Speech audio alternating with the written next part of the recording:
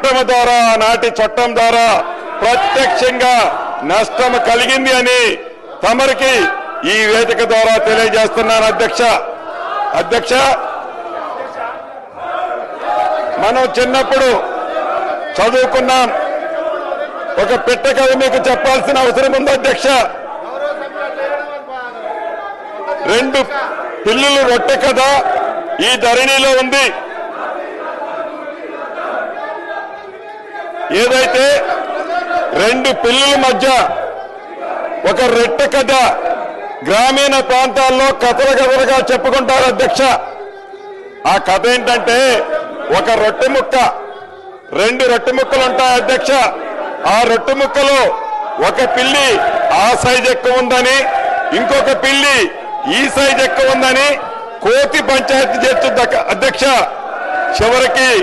రెండు పిల్లుల్ని కాదని ఆ రెండు రొట్టె ముక్కలని ఆ కథలో కోతి తిన్నట్లే ఈ ధరణి కాన్సెప్ట్ ని పెట్టి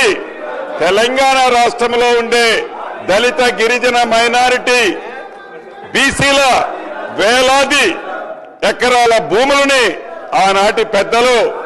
కోతి సామెతలాగానే తన్నుకుపోయారు అధ్యక్ష ఈ ధరణిని పెట్టి అదే